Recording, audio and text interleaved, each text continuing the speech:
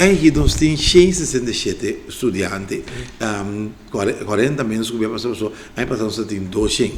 É motivo nada diferente. Candidato estudante vai, tem outra organização também que está promovendo organizar esse tipo de viagem aqui, e também tem basicamente um grupo de jovens todos a escolher para cada corso. O grupo mais grande está cada corso ainda. Então, nós estamos preparados aí, de 167, 16, a vai acabar, portanto, não tem uma vacância para acabar com a maior, então, coisa, já luna, tenta topo outro, né, é sítio estipular para esse man de introdução, começar.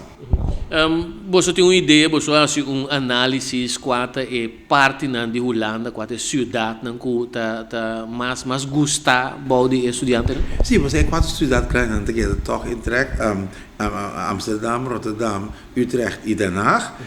Aí passa Eindhoven da escola alto e também, mas Eindhoven da escola alto tem certo hogescholen, então assim, hobby problema na corso também. Então, esse é que tem grupo tão grande, sobretudo que é 2, 3, 5, então se tem parte de jovem só. Pero basicamente é cidade grande que queda atrai e jovem não para bem se ganhar.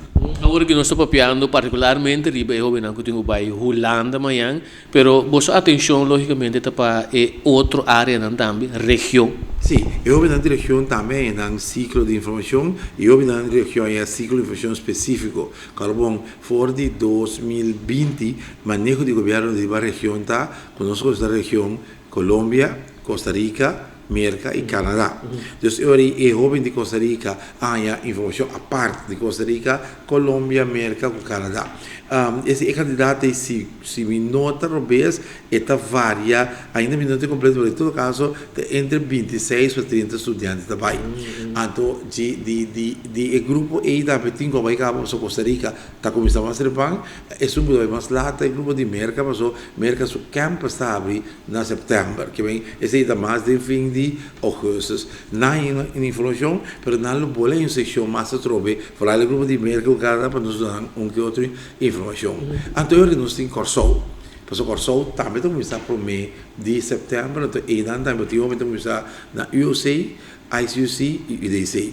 E também nós temos uma seção de informação, ainda nós dando certa linha de pensamento foral, como de estudia na escola avançada, escola superior. Então, aí aqui nós começamos a dizer, mas para outro ano, nós temos uma dimensão outra.